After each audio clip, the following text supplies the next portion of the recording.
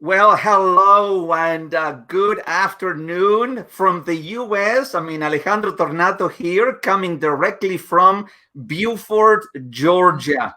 And what a great day today is. Not just because it is Monday and it's the beginning of another week, but it's because on this new episode of Conversations with Influencers, um, I have the privilege and the honor to have someone that I basically met recently, not a very long time ago, but during this short time, we have developed a real connection. I call it the Pakistani American connection because my dear friend Khan Surizai is a teacher and an influencer in Pakistan. And I am so delighted, to have him with me today. So let me go to the green room and bring him on stage. And here you are.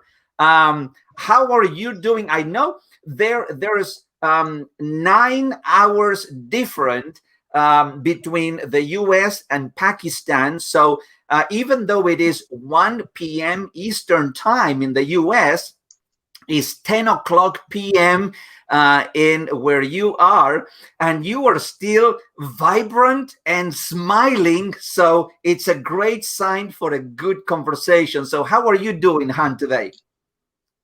I'm doing great. Thank you very much for this nice introduction. I just loved it. It just all came from your heart, and I took it with my heart. Thank you very much for this nice introduction, Yeah. and all this energy that you can see today on my face, even at this time, is because I was looking forward to you. I got all this energy from you that you always radiate while you converse. Yeah, it's all because of you. you know, Han, there's one thing that I learned um,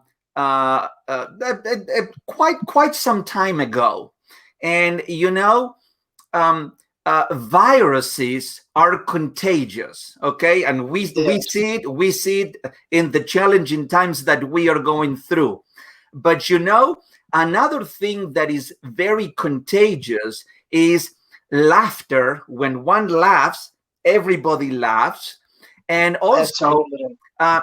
the energy and the vitality that a person has is contagious. So if you are upbeat, then everybody else is upbeat because they are at the same frequency that you are. So I'm glad that we are, every time that we meet or we do something together, there is this boundless of energy that is being radiated, and I'm so glad that that is happening. But there's one thing. For those of you who are watching live or those who are going to get the recording later on, a few days ago, or perhaps just over a week ago or 2 weeks ago, Han reached out to me on I think on Facebook, and he asked me to be a guest on a show that he has, because he is the founder of a school of leadership in Pakistan, and we are going to be talking about that. It's called LAKS, LAKS, which are the first letters of each of his name. If you see it there, you're going to see LAKS, School of Leadership. And but Han has a pretty long history of being a teacher and being teaching. And so he asked me to be a guest in his show for the School of Leadership. And of course, every opportunity that I have, I mean, to share with other people and to add value to other people, I'll I'll do it, and I'm more than willing to do it. And we had a great time. I mean, it was the title of that was "From Stagnation to a Limitless Life." You know, and I It think that was. and I think that that is what characterizes Han and his history, because he is a person who lives every day a limitless kind of life. And so, to begin with, why don't you just share with us your passion for teaching? Where did you teach in the past? And about the passion now to be teaching personal growth and leadership and to help other people. Well, it wasn't my first passion, if I say. When we are young, we get inspiration from different things. So I got a different inspiration in the very beginning, and that was from a movie that you might have watched too, MacGyver. It would it would be honored here in series. Like every week, we would have one episode of it, and the hero had a character of a commando. So that was my first inspiration. I wanted to be a commando, and whenever people would ask me or teachers would ask me what you gonna be, and I would say I'm gonna be a commando, and they would laugh. Yeah, because that's the only thing I knew, that okay, this title is commando, and then I did not know what it takes to be a commando. So then my second passion was, as I became a teenager, um, you know, we Pakistanis and Indians, or most of the Asians, are crazy fans of cricket and the sports cricket. You definitely know. So then my second passion was cricket, and I was so passionate about becoming a national star and a national player for my country, Mm. that I would not only play in the grounds, even when I would be off ground, my mother would send me for grocery, and I would go out in the street, and I would play cricket without a ball, without a bat, without my teammates, without the team playing against me. I would play it in my imaginations. I would ball myself. I would play my shots, and then I would correct myself. Sometime I would do commentary. Had that was a bad shot. You should have played it to the point, to the cover, etc. So that was my passion. And finally, Mr. Alejandro, that day came in my life when I played my first match against Sri Lanka as a national cricketer from Pakistan, and it was a match against a very good team. The opener of that team was that time Jasoria, and I bowled Jasoria out on my third ball, and it was like wow. And then I woke up.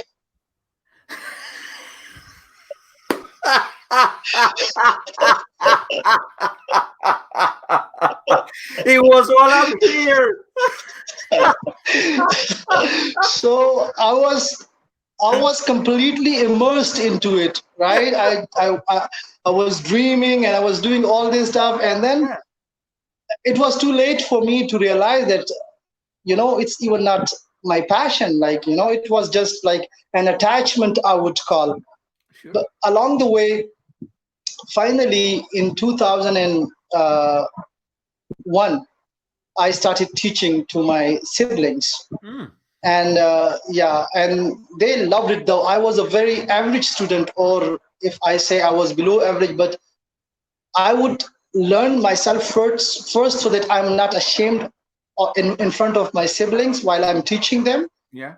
And it was given as an assignment by my father, like, you have to teach them, you have to help them, because he knew actually when you teach, you learn yourself, and you get into that process of learning.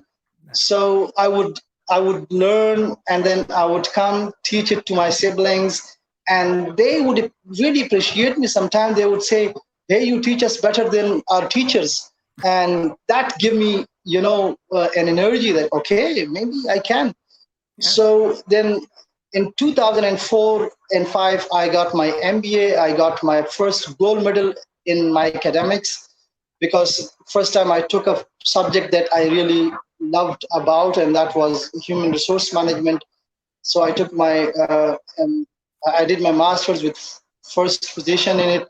And then in 2005, I started teaching in a university.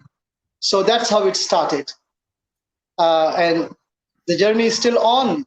I've taught in public universities and private universities in Pakistan. And because I was not limiting myself to only one university, I would go out and teach at different times as a visiting faculty in different universities, so that I could reach out to as many students as I can.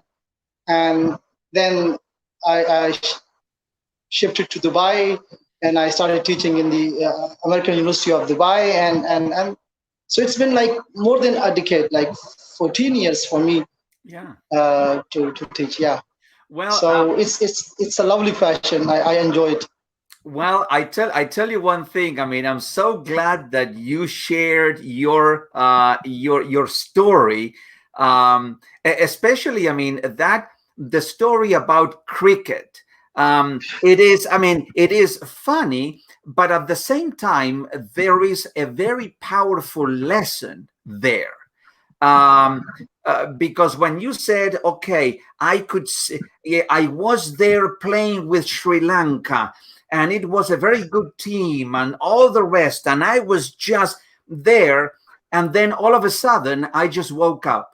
But that is a very powerful lesson. A mentor, one of my mentors, always says that anything in the universe, anything in the world, is created twice. First is created in the mind of the person, and then is created physically, whether it is this pen or a computer or a chair or a table, whatever it is first, it was created in the mind of the individual, and then it went from the mind, because everything is energy, and energy cannot be destroyed. I mean, it's just transformed from one form of energy to another form of energy. So from mental energy, it went into a physical form. And in your case, that was the mental energy that you had. And even though you did not become a professional cricket player, but that energy was transformed into that teaching, into the passion. I mean, to begin teaching to your siblings. I mean, and then it moved you to teach at the university level, and to teach other people. So you had that passion inside of you, and that became a reality in your life. So you said that you did an MBA and you had a concentration in human resources in management. So do you think that from that moment on, you began developing the passion for leadership in your life, and you wanted to teach leadership principles to other people? Well, certainly, Mr. Alejandro, if I connect the dots again to that sports I loved, I remained the captain of my school team and then college team, and while I was playing cricket. So as a captain, I was like the manager of my team. I would select the people who should play, which position they should play, and I would place them in the ground, during the field. And so I was actually practicing all this human resource management in the sports even, right? Making the right team, and creating that synergy in them, making them one unit. you know. Sure. And yeah, so altogether, I was actually doing all these things there. So that is why when I once picked a book written by someone, I forgot exactly the name of this author. It wasn't actually totally about human resource management. It was a training and development book, but definitely training and development is one part of the human resource management. So that was the first time when I got to know about human resource management. And then I thought, okay, if I was doing it there and I have created good results, and if I learn it now by heart, and then and then once I learn it and I apply those learnings, and I learn it in a transformational way, That's right. it's certainly going to make me the one who can be a manager and a leader in future. So yes, I planted that seed in the very first 6 months of my MBA, that I'm going to learn how to be an effective manager, and how to be an effective and total quality leader, so that I can create that unit that of course the biggest issue was me as a leader, as I learned this from John Maxwell, right? That the biggest issue he himself mentioned in his book Leadership Gold, that the biggest issue that I ever faced in leadership was me myself. That's right. So yeah, so yes, I planted that seed, and that's why I left all this teaching stuff, though I had really lucrative job, and I was getting really stable returns from them, and I said goodbye to that. It was very hard to say it, but I could not actually give my best there. I wanted to reach out to as many. So that's why I now teach leadership on a different level, and most of my life coaching session and leadership coaching sessions are with the corporate leaders that I really enjoy, and they really too most of the time say they see transformation, and That's right. That's right. yeah, And yes, and you mentioned something that is very important, because when some people are in a position that is a good position, I mean, it's a well-paid position, it's a very reputable position, perhaps as a professor teaching in a university, a very prestigious position, and then you took the initiative to say, this is good, but I can see something that is even greater that yeah, I could pour my life into. And sometimes most people, or some people, they get stuck because they think this is good, or this is very good. Why am I going to leave this very good thing for something else? And I heard it so many times that good is the enemy of great, or yeah, very good is the enemy of great. And some people, they get stuck in that, and we talked about already at length about the comfort zone.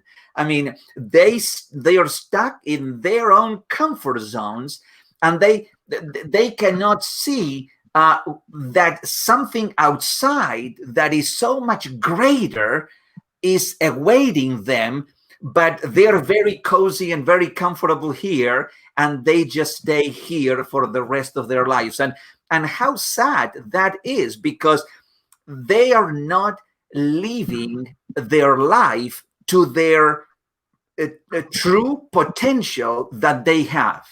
But true, I am so glad that you made that switch and you said, okay, I know what I'm leaving behind. I acknowledge it, and I am very conscious that I'm leaving something that is very good, but I am moving to something that is so far greater that in comparison, it just doesn't equate. It doesn't compare. And I'm so true, glad, because you are making such a powerful influence in the lives of the people that you are that you're working and influencing in your life? Yeah, actually, when I was teaching at the last university I was teaching was in Dubai, that I mentioned earlier. Uh, I believe that when you are a university level teacher, you already on that self-esteem position that Maslow, you know, defines it and Yes. explained it very beautifully. Mm. But from that self-esteem, even if you're working for a very big organization, there comes, certain things that limits you. Like you cannot be fully engaged in all decisions. You might want to do something in your unique way, and that might really be a quality way of creating more of you. And but that is actually one step ahead of self-esteem, and that is self-actualization. That's right. So you see yourself, you're not being self-actualized. As you rightly mentioned, your full potential is not fully used. So when you have the potential and it is not used, and you know that later on I'm going to lose it, so why not? I have to take certain decisions. I always say this when I'm asked by my students or in my seminars, or when these young people ask me, we are not even generating enough of money. We are struggling to find a regular job, and the messages that you usually give us are actually calling for having our own businesses, etc. Yeah. So how could I do that, like having limited resources and this Yeah. and that?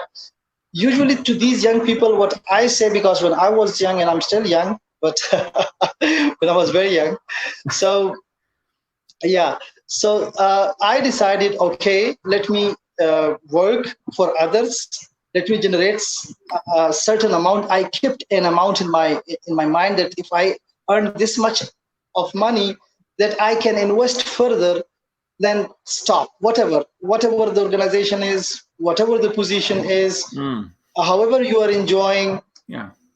you have to say goodbye. Yeah. Because so I kept a target in my mind that, okay, let me get this much of an amount that I can invest, then I'll say goodbye. So it's okay if you are young, working for others, but meanwhile, you are saving some of it, keeping in mind that there will come one day that in your organization that you are serving, you certainly will not be, you know, only lucky people. Maybe 3%, 2% of the people get chances that their full potential is utilized in these That's right. organizations that they work for. That's right. But most of the time this does not happen, so you have to be ready. So I was mentally ready. I was saving that I had that figure in my mind, and then I got it. I just left it, and now it's not an easy job. And that's why most of the people do not become entrepreneurs, and they don't leave those jobs that they have stability in getting their returns or whatever. They have certainty, they have safety and security, or whatever, they are in that comfort. So Yes. it's very hard to leave it. It's very hard to leave it. But to, as you said, to get into that next level of self-actualization, we have to do it. So Yeah. this time I'm struggling, but it's okay. I know that after a few months, after a year, things will be okay. And yeah, That- that's exactly right. And people sometimes they don't get what they dream or what they want to achieve, because they are more concentrated on the difficulties along the way, the efforts along the way, the obstacles along the way, and all they're thinking about is those obstacles, and instead of keeping their eyes into the dream and the goal that they want to accomplish, and the destination that they want to go. Um, yes, any journey is going to present difficulties. Even if you're going along a highway, okay, there's going to be difficulties along the way. And and it's up to us how we navigate and steer our life through those difficulties that eventually, and some people, they come to the first obstacle and they said, hey, it's too difficult. I'm throwing the towel. I'm giving up. I'm not doing this anymore. And what happens is any dream that you may have has what another mentor of mine says. It has a gestation time. I mean, if a farmer, when a farmer sows seeds into the ground, it doesn't go the next day and says, hey, there's no tree, there's no plant in here. What is happening? No. Because there is a time that you have to wait for the seeds to mature and for the flowers and for the plants to grow. Okay. So the same with our dreams. I mean, you have a dream, you want to accomplish it. I mean, you don't come the next day and says, hey, where's the dream? It didn't work, so I'm giving it up. No. You have to keep working through the dream, and you have to move in the direction of the dream consistently every day, and it will happen.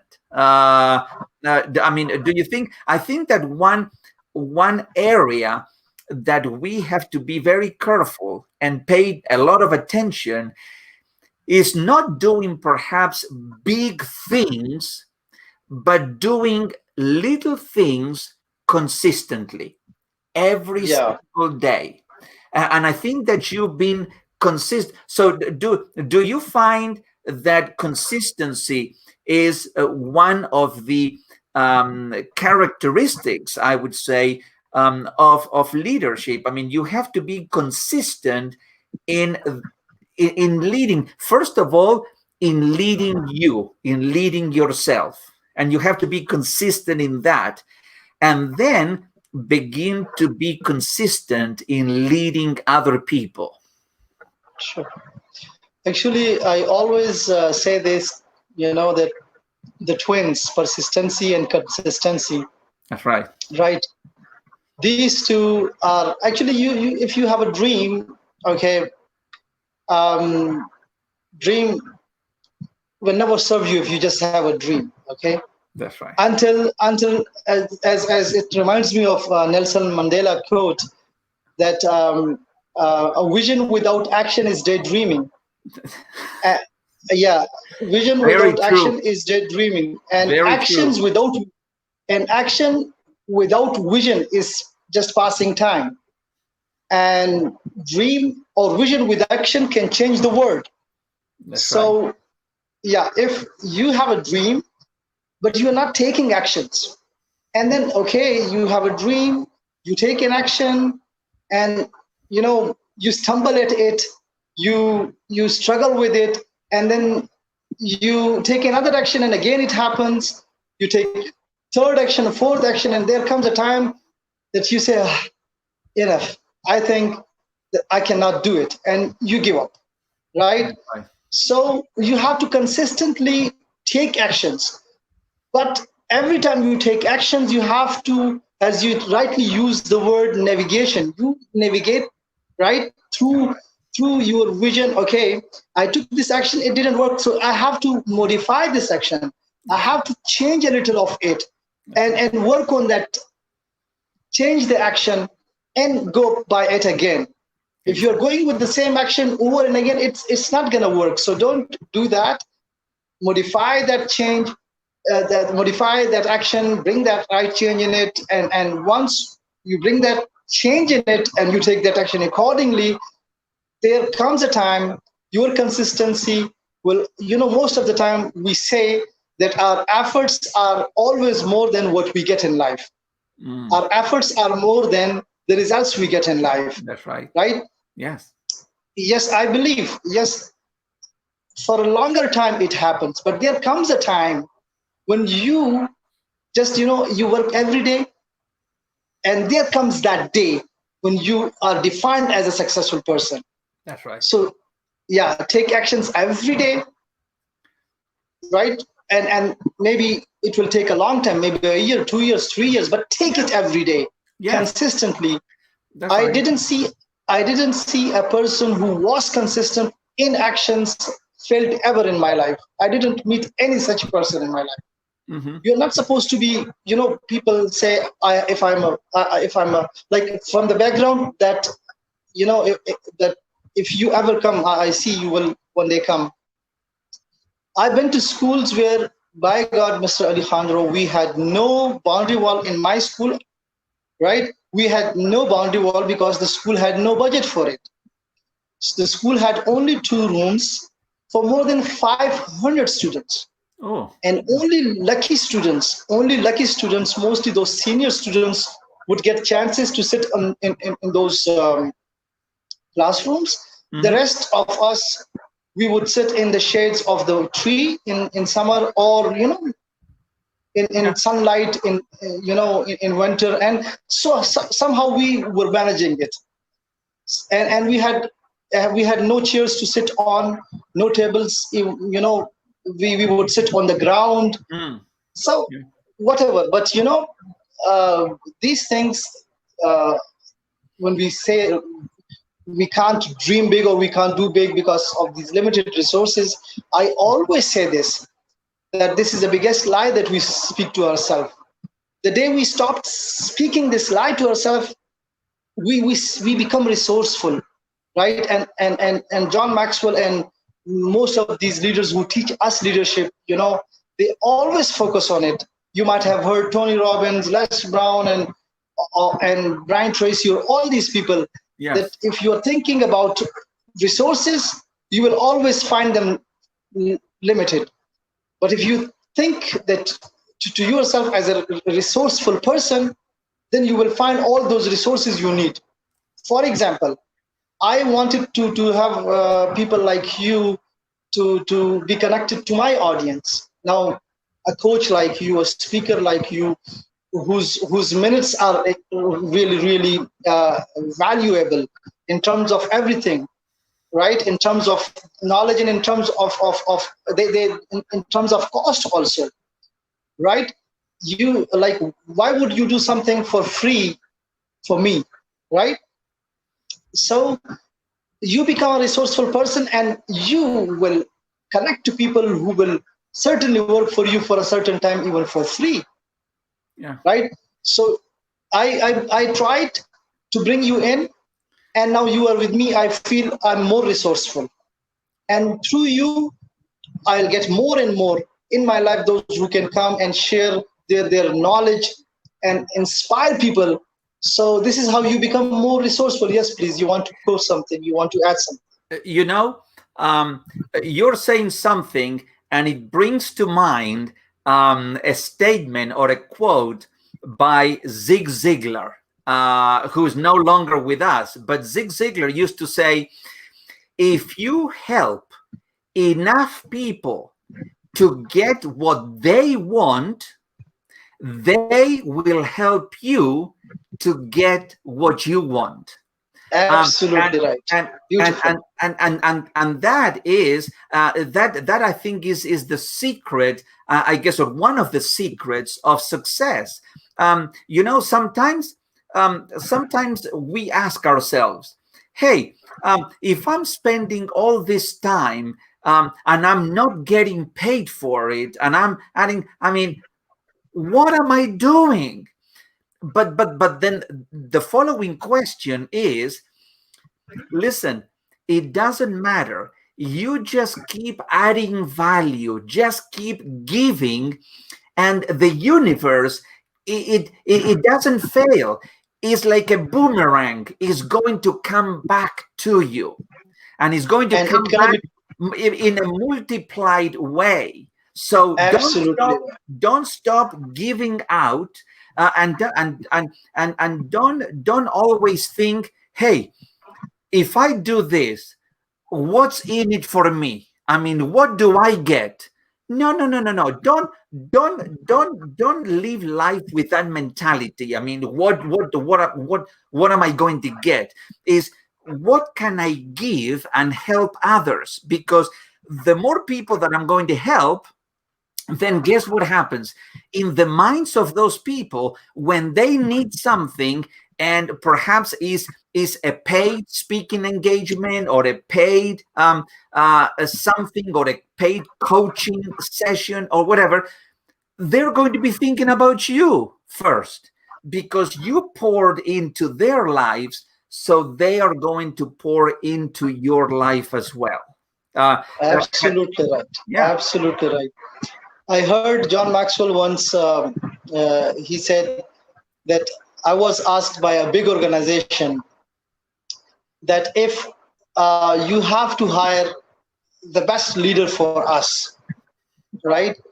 And you have these CVs and these resumes of all the people who have had contribution Yeah. on the position of leadership, who would you pick?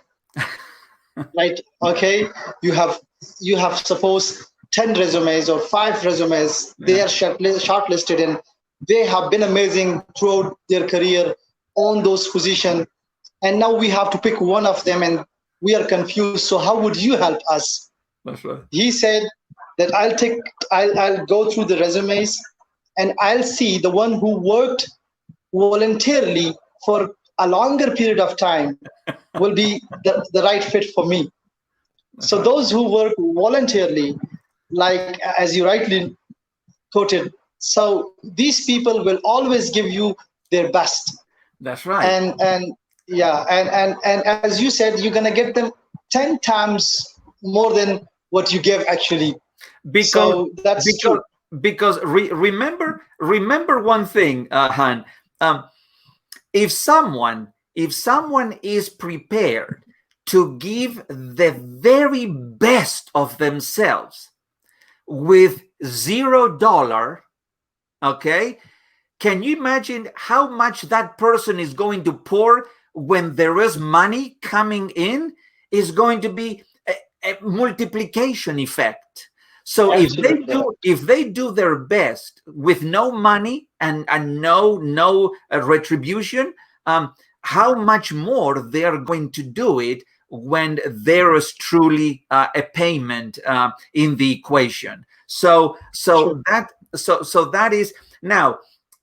You mentioned to me, and I cannot wait for you to explain it. You mentioned to me that you have an acronym for the word leader, correct? Yeah. So let's see what is, and I want everybody to really pay attention, because I don't know what Han is going to say, but I cannot wait. So what is a leader to you? And let's go through that acronym of leader. Oh, thank you very much. Actually, I'm not sharing something that is going to be totally new or unique, right? I just learned all these things from people like you, from my teachers, mentors, John Maxwell, and all these people who. Why do I mention John Maxwell here? Because he's the number one authority on leadership these days, right?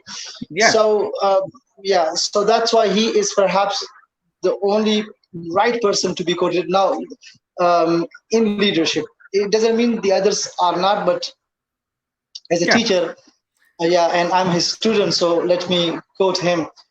And what I learned from people like John Maxwell, I kept those in mind, and I made my own acronym. So Sure. that's what I'm sharing. So it's not something that is totally new. Hey, Okay. listen, Han. Sometimes uh, excellent things don't have to be new. I mean, we don't have to reinvent the wheel. We don't have to look at things. I mean, this is not rocket science. Yeah. But it's always a very good reminder to go over the same things, because some people that may be watching, they really don't know it, and perhaps they are hearing those things for the very first time. So Yeah. just go. I Yeah, mean, yeah. I just, yeah, truly, I went through it this way because people can easily remember it this way for me. So number one, L, Leader, So L is for lifelong learners, right? Leaders should always be lifelong learners. And if I quote John Maxwell here, his definition of a leader is a person who knows the way, shows the way, and goes the way is a leader. So a person who knows the way, yeah. So if you are not trying to know, and when I say knowing, number one, you need to know yourself first, and it's a lifelong journey. I don't know myself fully, right?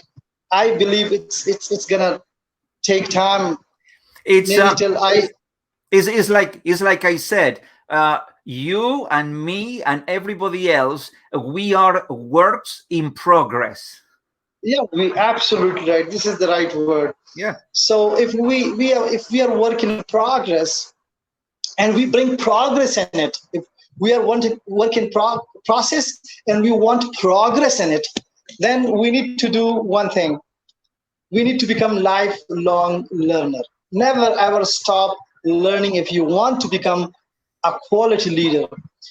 And it reminds me of a research recently done by Harvard University students. They Okay. studied they studied 1,200 most successful people in the world, 1,200 most successful people in the world. They found one thing common in all of them, and that was reading, right? So if you want to become a leader, you have to become a reader. And by God, when you become a reader, you learn things. Maybe, you read one book, and then after a few months, few years, you take the same book again, you will find new things in the same book that you read once before. So start reading, if start learning more, be unstoppable in learning if you truly want to be a quality leader. Otherwise, you can be, yeah. Yes, you know, I heard it many times. Um, Leaders are readers. Leaders Yeah, are readers. And we are absolutely. going to add one more thing. Leaders are learners. Leaders are Lifelong learners. learners, Yeah, perpetual learners. That's absolutely right. right. Yeah. Yeah. And Tony Robbins always says this: the day you stopped learning, you start dying, right? So you have no choice but to be a lifelong learner as a leader. So that's L. That's right. And the next one is E. E for me is energy, right? And you rightly have mentioned, and I won't go in a lot of details, but we all know what energy is. And if you want your team to be with full energy, you as a leader should radiate that energy every day, right? Your body should be outspoken with that energy, right? And that is gonna definitely be, as you rightly quoted in the very beginning when we started, right? That if you are a man of energy, the people around you will certainly get influenced and will, Yes. yeah, show that energy. So energy for me, is extremely important. And Yeah. if you have energy as a leader, you become a man of momentum. That's And right. you can, with momentum, what we do with momentum. And John Maxwell talks about it a lot, that how can you become a leader of momentum. So if you want to be a leader of momentum, you want to bring that momentum in your team, be the man with energy, and the Oh yeah. energy is inside you. Yeah. Once The once next one. once you gather momentum, you become unstoppable. Absolutely right. You can just break all the walls. You can defy all the gravities That's that right. are holding you. You can ventilate the air, which is filled of toxic people and with the toxic words of the people. Mhm. You just are in the best form when you are with energies. That's right. So LE and A is LEA. A is a clear aim in mind. Leaders will always have a clear aim, Okay. right? Yeah, and the rest we know when we talk about aim in life or mission in life or your reasons of existence, a leader must know what his mission in life is. And keeping in mind that mission, keeping in mind that aim in life, he actually makes his vision. And he he then is the only person who can communicate this mission or this aim to their people so that they get clarity, and once they are clear they become productive. You become productive when you are clear. Anyhow, so aim in life, they are very clear with their vision, with their goals, with their objectives, with their strategies, with their policies, with their rules. They are very much clear. They have clear aims for all the actions that they perform. So Do, LEA. do you think that aim, is there a connection between aim and purpose? I mean, they know Yeah, their purpose in life. absolutely right. Okay. Aim in life and purpose in life to me is the same, right? And in corporate world we use mission for it. For the Mhm. same thing we use the word, and this thing is present oriented. This aim in life or purpose in life or mission Yeah. is always stated in present tense, Okay. because this is, yeah, you, and vision is always written and it is actually future oriented, where you want to be, right? Sure. But Yeah. if you are not living it now, if you are not living it in the now, in the present, you will never get what you are visioning. Yeah. So whatever you, like for example, I started teaching with a name in my mind that one day I will have my own school, right? So that in that time, this was my vision, right? 10 years ago, when I just started teaching at university, I I decided that day that one day I'm gonna have my own school, right? So that time it was my vision, but I lived my life for, like, I was presently doing all those stuff that can get me what I have now. So Mhm. anyhow, aim in life or purpose in life or mission is the same thing. Vision, goals, objectives, then there are other things, and we can have one session on it, as you know, Mr. Alejandro. Sure. Yeah. Now, So LEA. D. D. D is now, I things will become obvious. Like these people are really great decisions maker. They Okay. know the value of this. Yeah, they know the value of decisions. They know that they're always one decision away from a totally different life. So they always make decisions, and they make decisions with a lot of efforts, with a lot of homework, with a lot of research, and they know that only decisions that they make, and along with the decisions that they make, right, they are very much determined in actually making it happen. That's So right. D is decision making and determination. So That's they right. never give up on it. They once have decided, they just do it. So decision, determination, and doing it. And you So one thing that I heard, John Maxwell and other leaders say, is that when a leader is confronted to make a decision, they make the decision very quickly. They don't yeah, just there. sit. They don't sit on the decision and said, okay, let me wait another day or another week or another month. No, they think of the decision, and when they are sure of the decision they're going to make, they make it instantly. They make it quickly, and whether afterwards, I mean, they think it was not the right decision, it's okay. They made the decision, and they made changes afterwards, but they made the decision, as opposed to people who they think and think and think and think. They never make any decision, so they never know whether it was the right or the wrong decision, because they never Yeah. made it. So they are decisive decision makers. That's right. They are quick, they are sharp, and then they make decision to actually act upon it. Otherwise, it is not even a decision. If you're not acting on it, it is not a decision. That's right. As I earlier said, they are already clear with their aims, right? They just to navigate rightly, you rightly use, to steer rightly, so that they are on that highway. They make decisive decisions and they just do it. That's right. So any decision that can help them get that purpose achieved, that aim or goal or vision achieved, they are on it. Yeah. So yeah, and the last two, I'll take just a little time on it. The next one is E again. E is they are engaging leaders, Okay. right? You have to. Engagement is a very big problem to all corporate organization, and we know this.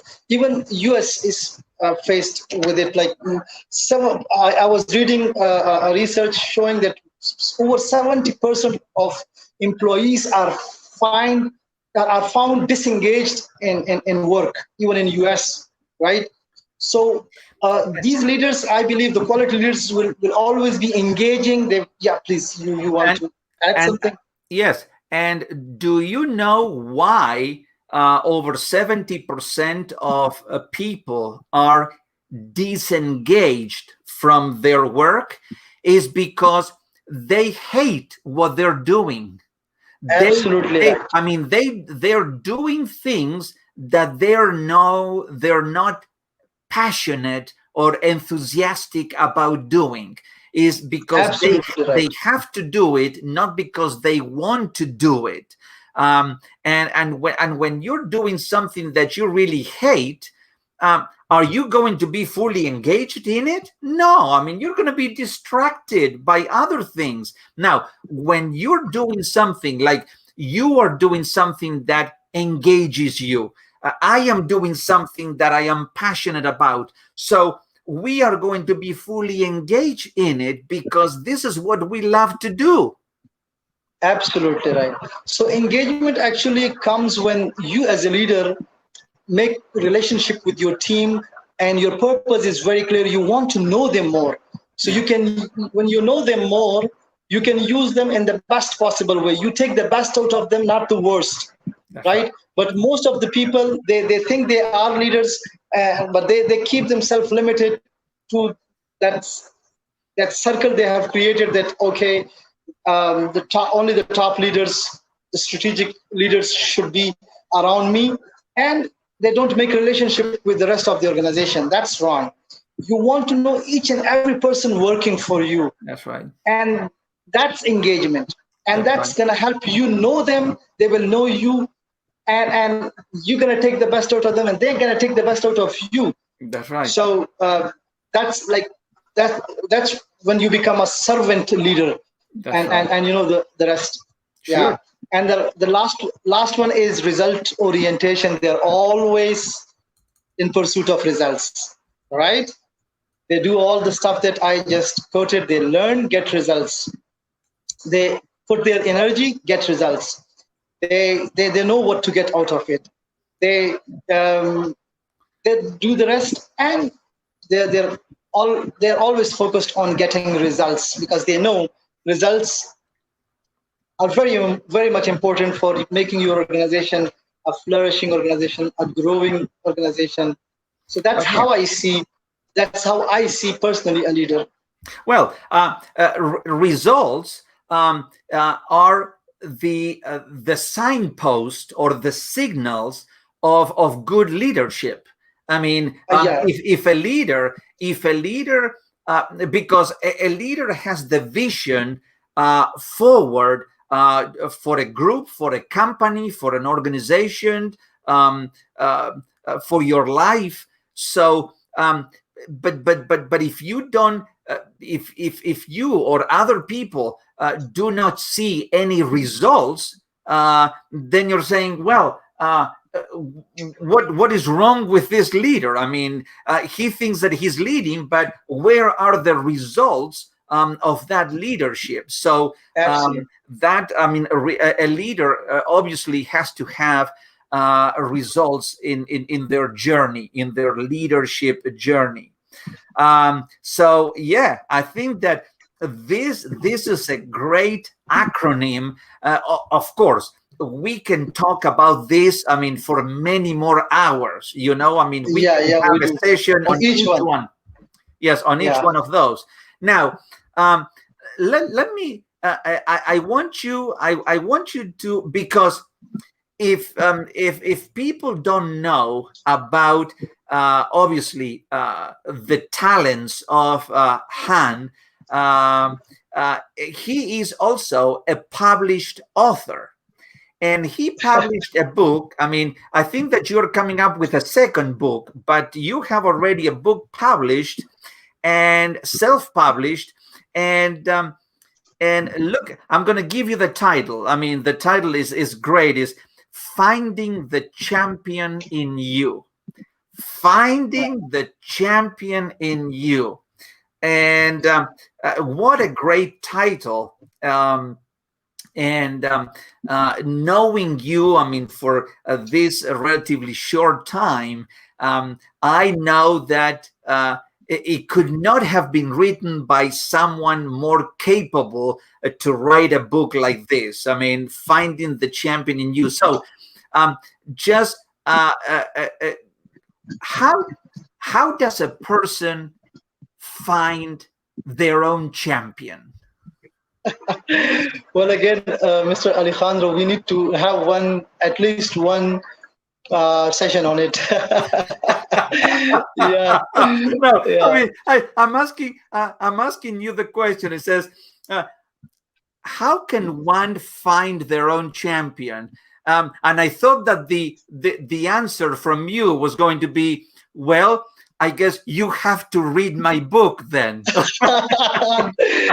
that would have been a much smart answer. I like that. Actually, because my very early childhood passion was to be a champion cricketer. And most of the kids, when I ask my kids now, even what they want to be, most of them, they say this. When I say my children, I don't have, I have an army of youth around me, and I call them children, my children. Yeah, because I'm a teacher.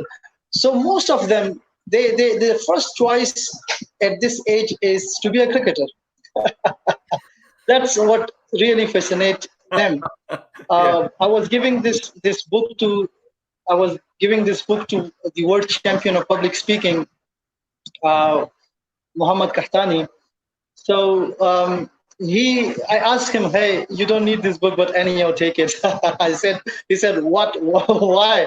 I said, just see the title. He saw, oh, Find the Champion in You. And he said, no, I need it. Give it to me. I said, oh, really? You need it? You're already a world champion of public speaking, and you're the king of public speaking. He said, no. There are many things that I want to be a champion of, right? So a champion father, a champion brother, a champion citizen, a champion leader, a champion, we play different roles all at once. That's right. So I wrote 7 steps that if my readers follow, people are going to follow them, I'm sure. Right? Yes. That's exactly. Yes, that's exactly right. I mean, I guess we can have a whole session, I mean, talking about finding the champion in you.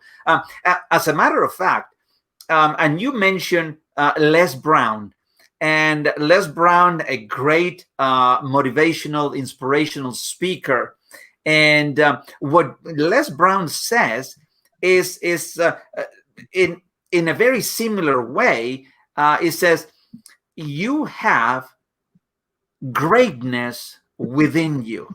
You have greatness within you. And that's another way of saying you have a champion inside of you. Is Yeah, just a matter of you letting that champion show and come out of you and begin living life according to that champion. Correct? absolutely right. Absolutely right. Yeah. So I believe each one of us have that champion in us, Yeah. and this is not the job of Alejandro to take that champion out of me Yeah. or of you who are following us Yeah. now. This is your job, right? You have to find that champion in you yourself, and I will find my champion myself. This is my job. That's right. But yeah, there are certain things that can direct us. Sometimes we are missing that direction. So That's such books, I don't recommend only this book. There are many self-help books. If you read, actually, I know people who have read hundreds of these self-help books, yeah. but I see most of them have even then miserable life. I believe take one book and live it, right? Take one book and whatever you believe is, if you need to believe in that Yeah. that author, Yeah. um, yeah, you actually, when are reading an author, you are making a relationship with him. If you are finishing the whole book, it means you like that guy. That's why you finish the whole book, right? Well, you So if you I mean, you are actually having you're having a conversation with the absolutely author. right, I mean, yeah, not in person, but through the book. I mean, and that's good. But I think that is not so much. Although I love reading and you love reading too, but it's not so much about reading, but is taking action, action actions, absolutely, on the things that you read, because reading books absolutely, will not make a difference. Taking yeah, action on what you read is going to make a difference.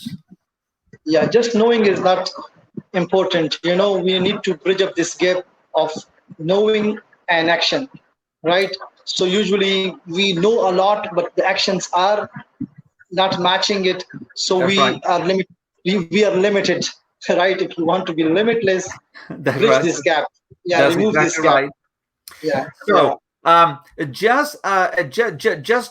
just to wrap this conversation with a great influencer, um, you know, I just this morning I read something that you posted on Facebook, and I read everything, and it was a great post, but I was impacted by the very last sentence that you wrote, and I'm just going to read it for everybody. It says, "Be the one who guides others to good deeds. Be true. the one The who one who does it. guides others to good deeds." And I think that summarizes, everything that we talked about, and even, even the things that we are perhaps, planning to do, together, to add value to other people, is let's be people who guide others to good deeds. Because when we look in the world, there are so many people that want to guide other people to negative things, to miserable things.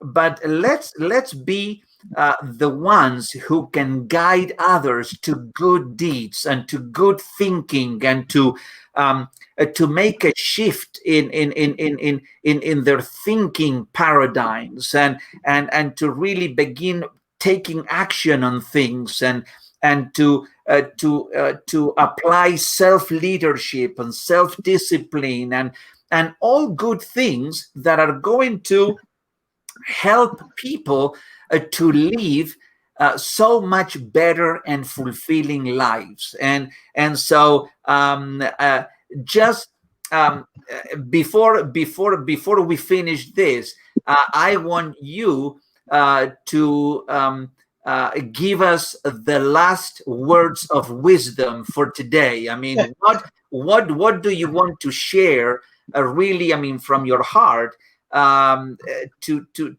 really let other people to begin living lives to their potential. Well, I would say shine from within so you can ignite the world. Hey, my goodness! Wow! You see, Thank you. you see. I mean, when I said this is a great person for a great conversation with an influencer, I was not wrong. I mean, I was dead on. And Thank you. uh, That's all your sense of appreciation, Mr. Alejandro. no, I mean I'm it. I'm nothing. I'm nothing. I'm just another piece of dust. It's your sense of appreciation. No, I That's mean, it. yes, I said to someone, you know, as a teacher of personal growth and leadership, and intentional living, it's so fulfilling. I mean, to connect and to have a real connection with other teachers like yourself, another teacher, another good thinker, uh, that is given to helping and enhancing the life experience of as many people as we can. And I think that there, I tell you, um, in my mind, there are so many doors of opportunity that are going to open up, for us to really do things and make a real and a true impact in people's lives, because I think that there is a tremendous need to lead and to really become agents of change and transformation in other people's experiences. So Sure. I am so happy that I got to know you, that Same that here. that we are strengthening this bond and this relationship. And I mean, it's amazing, yet the things that will happen, and we'll be able, I mean, to do together. So um, Sure. thank you so very much, I mean, for taking the time to be with me. And really, until the next time that we meet again, I really say goodbye to you, and all the very, very, very, very best. And please, let's stay in touch. Okay? We will always be. Thank you very much for having me. And I know it's very hard to say goodbye to a person like you, right? Who I really look up to. I learned from you from the very early day, from day one. I have started learning from you, and it's amazing. And we should, because I believe in a lifelong learning. So Yeah, as far as I want to learn, I will always be connected with you sure. because I believe I learned from you. Excellent. And I'm learning from, I mean, from you as well. I mean, so it's a mutual relationship. So thank you very much, from Beaufort, and all the very best there in Pakistan. I know that it's late. I'm sorry for Yeah, going a little bit late, but no, I wanted to no, it's okay. I wanted to squeeze the orange until the very last drop of juice. And I tell you, there's much more juice to be squeezed out. Yeah, so we need to bring more oranges, and That, let's squeeze one at a like one piece, bit by bit, that's one right. time. Exactly. Han, thank you Okay, very thank you, much. You take care, thank you. and all the very You best. too, you too. Okay, bye Enjoy bye. your day. Bye. Goodbye, goodbye. Thank you.